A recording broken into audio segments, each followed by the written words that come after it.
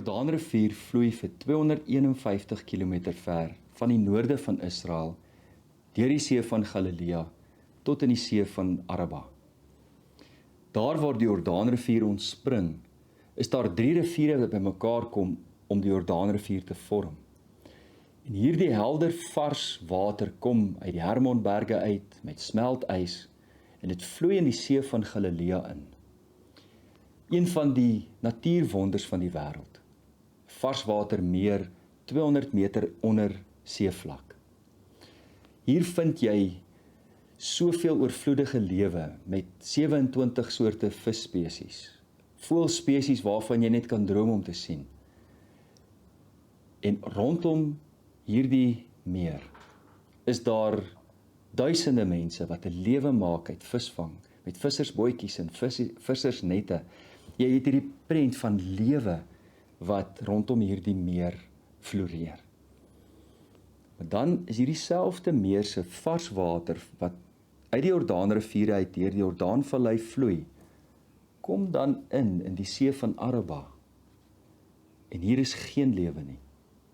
Geen vislewe nie, skaars, voëls is skaars soos die voëls wat jy by soutpanne kry. Want die see van Araba is die dooie see. Hoekom is hierdie see 'n dooie see? Hoekom is hierdie meer 'n dooie meer? Die meer van Araba, of die see van Araba, is 400 meter onder seevlak. En dit het geen uitlope nie. Met ander woorde, die enigste manier hoe water hierdie see verlaat is deur verdamping, wat beteken dit word net souter en souter en souter. Soveel so dat die water van die see van Araba 10 maal hoër is in persentasie as die see sinne. Die see se soutgehalte is omtrent 3,4% van die water. Terwyl by die see van Araba is dit omtrent 34% sout. En ek wil dit beklemtoon dat die rede waarom die dooie see dood is dat dit geen uitloop het nie.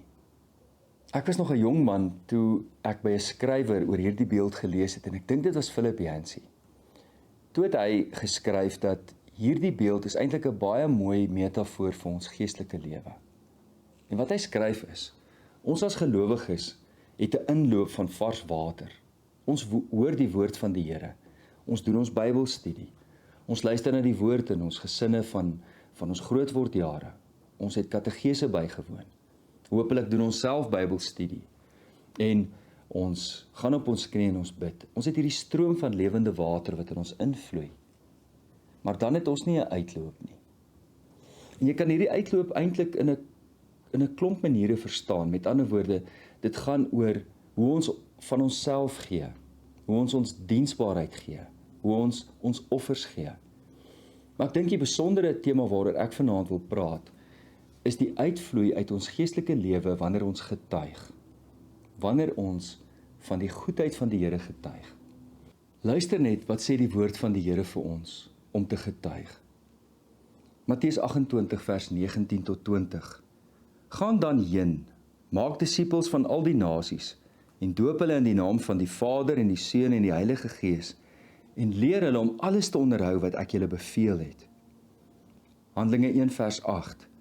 Maar julle sal krag ontvang wanneer die Heilige Gees oor julle kom en julle sal my getuies wees in Jerusalem, sowel as in die hele Judea en Samaria en tot aan die eindes van die aarde. 1 Petrus 3 vers 15.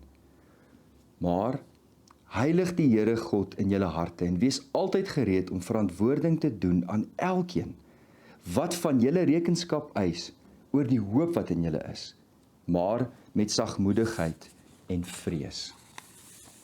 Matteus 5 vers 16. Laat julle lig so voor die mense skyn, dat hulle julle goeie werke kan sien en julle Vader wat in die hemele is, verheerlik.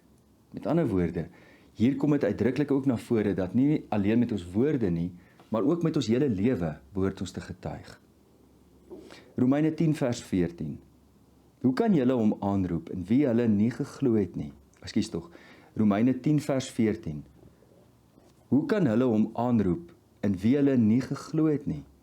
En hoe kan hulle in hom glo van wie hulle nie gehoor het nie? En hoe kan hulle hoor sonder iemand wat preek? Sonder iemand wat getuig? Sonder mense wie se uitvloei verder die vars water van die Here bring? Miskien is jy iemand wat vanaand luister en sê, in my lewe is dit nie 'n omvangryke watermassa wat die dooie see vorm nie. Miskien sit jy vanaand en sê, wat my geestelike lewe betref, is dit 'n klein waterpoeltjie, 'n Belasia-poel van water wat stil staan. Maak nie saak nie.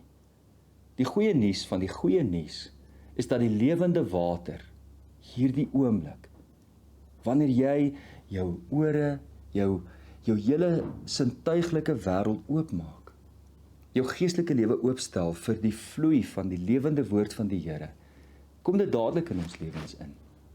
So waar ons ook al vanaand staan, die punt wat ons vanaand hier uit die woord uit hoor, is dat ons nie die dooie see kan wees nie. Ons moet 'n uitloop hê, anderster verdamp die evangelie in ons, tot dit net 'n soutmassa word. Daar is 'n hele paar misverstande as dit kom om te getuig en oor geloof te praat. Daar is 5 misverstande, minstens 5, baie meer, maar minstens 5 misverstande, wanneer dit kom om te getuig. En dis 5 misverstande wat ek in my eie lewe moes uitsorteer, om uiteindelik met vrymoedigheid te kan getuig. Die eerste een is, die eerste misverstand, dis net sekere mense wat geroep is om te getuig, of te praat, of te preek. Dis eenvoudig nie waar nie. Ons het pas gesien, as Jesus met ons praat, dan sonder hy nie net 'n paar uit nie. Dis al die volgelinge van die Jesus wat hierdie opdrag kry. 2. 'n Mens moet 'n natuurlike goeie spreker wees om te kan getuig. Gaan vra vir Moses of dit waar was en of dit waar is. As ons deur die hele geskiedenis gaan kyk, dan is dit nie die mees flamboyante sprekers wat die Here gebruik nie. Die Here vra vir ons almal om te getuig. Selfs toe Moses vaskop en sê, ek kan nie goed praat nie, het die Here vir hom gesê, dis nie 'n verskoning nie. Ek het jou geroep en jy sal getuig. Derdens, 'n mens moet gemaklik voor mense kan praat. Kom ek deel met jou een van my grootste worstelinge vir die eerste 5 jaar van my bediening op die kansel, waarvan niemand geweet het nie. Ek het hierdie verskriklike worsteling in my siel gehad. Voor elke preekgeleentheid het ek hierdie worsteling in my gehad en ek het nie geweet hoe om dit te balanseer nie. Aan die een kant, vanweë die spanning en die ongemak om voor mense te praat, die senuweeagtigheid, het my mond so droog geword, dat ek met tye nie kon praat nie, so ek moes water drink. En jy sal nou dink, wel, dis 'n maklike oplossing, drink jou water. Maar hier's die probleem. Ek neem die glas water, en as ek die glas water na my mond toe bring, dan bewe ek so in my hand en my nek. As ek my nek probeer optel om water te drink, dan begin my kop te ruk. So, ek moes die kuns vervolmaak om water so te drink, sonder om my kop agteroor te buig. Vir 5 jaar lank het ek so geworstel met daai senuweeagtigheid. Ons hoef nie gemaklik voor mense te kan praat nie. En genadiglik is dit nie altyd ook voor 'n groot klomp mense wat ons hoef te praat nie. Die getuienis wat ons lewer is die meeste van die tyd. Die meeste tyd in my lewe is dit 1 tot 1. As jy bang is om voor mense te praat, vind jy jouself in baie goeie geselskap. Deur die ganse Bybel en deur die ganse geskiedenis van die Christendom het die Here mense gebruik wat soos ek en jy huiwerig was om te praat, wat nie mal daaroor was om voor mense te praat nie. Maar nogtans sê die Here, deur sy Heilige Gees sal ons met vrymoedigheid getuig. Die 4de misverstand. 'n Mens moet met die Bybel onder jou arm loop en vir elkeen wat wil en nie wil hoor nie, moet jy getuig. Ek wil nou dadelik dit met jou deel. Ek is van nature 'n introvert en dit is vir my baie moeilik om met vreemde mense te praat. En nog baie minder gemaklik en ek dink autentiek om iemand wat kom ons sê iemand wil oor 'n lig met my praat. En op 'n manier voel ek dis my plig om hierdie gesprek so te wangle dat ek van die Here getuig. Ek dink is oneg en pretensieus. So wat ek daarmee wil sê is, ek is baie gemakliker om iemand eers te leer ken.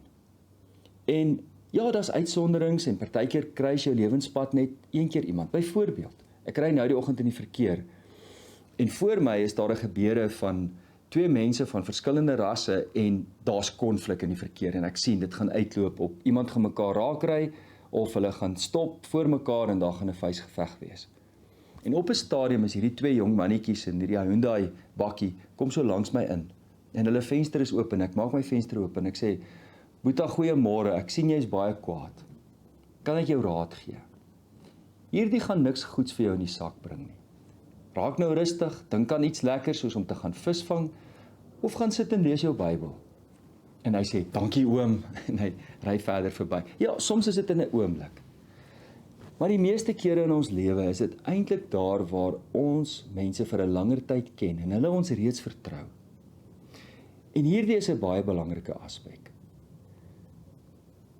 Ons in ons voorbereiding elke dag word deur die Heilige Gees voorberei. Wanneer jy jou Bybel lees en wanneer jy bid, is die Here jou besig om jou toe te rus. Hoeveel keer in my lewe het dit gebeur dat ek 'n teksgedeelte lees, 'n gedeelte uit die Bybel vir oggend, en net nou in ander omstandighede het die Here my voorberei en ek besef dit daar, as hulle oor 'n probleem praat of deur 'n moeilike tyd gaan en ek sê, ek het vanmôre hierdie teksgedeelte gelees. En dis net so spontaan en is eg. Want dis die belangrikste van alles. Ons mag nie deel wat ons nie het nie. Wat bedoel ek daarmee? Prof Louis Besuidenhout het ons in ons eerste jaar, het hy vir ons hierdie wysheid gegee. Moet nooit gaan preek as die woord van die Here, daai boodskap nie eers deur jou eie hart gegaan het nie. Dus, as jy die Bybel lees, neem eers daai woorde vir jouself in. Jy kan alleen dit deel wat jou eie gemaak het. Dat die woord en die boodskap van die woord eers deur jou eie hart gaan, voordat jy daarvan kan getuig. Want dan is dit eg, en dan kan jy mense oortuig. Die 5de misverstand is, wanneer ons lewe van gehoorsaamheid getuig, dan hoef ons nie woorde te gebruik nie. Rick Warren het hierdie ding aangespreek, 'n klomp jare terug, hierdie misverstand toe hy gesê het, hy dink daarom nie daar's een van ons, wie se lewens so absoluut indrukwekkend is, dat ons kan sê, ag kyk na my lewe, dit getuig in so 'n mate dat ek nie eers hoef te praat daaroor nie. Nee, waar dit wel gaan is, en dis belangrik, dat my getuienis in my lewe belyn is met mekaar. Kan nie van een ding getuig met my mond en my lewe getuig van iets anders nie. Selfs Jesus, die volmaakte voorbeeld van God se identiteit en God se liefde, het getuig, het gepraat, het gepreek. En daarom is dit belangrik dat ons dit ook besef, dat ons gedrag en ons woorde met mekaar moet belyn. Maar ons het nodig om ook met woorde te getuig. Kom ek deel met jou 5 wegwysers wat my deur die jare baie gehelp het om met vrymoedigheid te kan getuig. Eerstens, ek glo as die Here my roep, sal die Here my gebruik en my toerus daarvoor. Al weet ek, in myself is ek nie 'n goeie spreker nie. In myself is ek nie die beste voorbeeld wat daar is nie. Maar ek hou vas aan die Here dat hy deur my lewe en deur my woorde, tog, soos deur die eeue gebroke mense gebruik, om te getuig. Tweedens, ek kan nie deel wat ek nie het nie. Ek het net nou daarna verwys. Die boodskap van die Here moet deur my eie hart gaan, voordat ek dit teenoor ander mense getuig. Derdens, bly by die teks. Bly by die woorde van die Here. Soveel keer probeer ons allerlei redenasies en allerlei gesprekke oor die ontstaan van die heelal. Daai gesprekke oortuig selde enigiemand.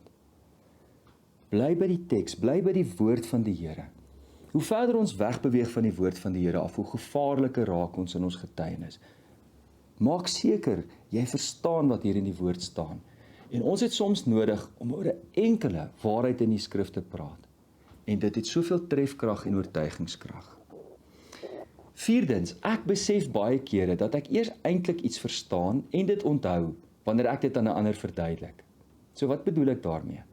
Dis een ding om jou Bybel te lees vir jouself.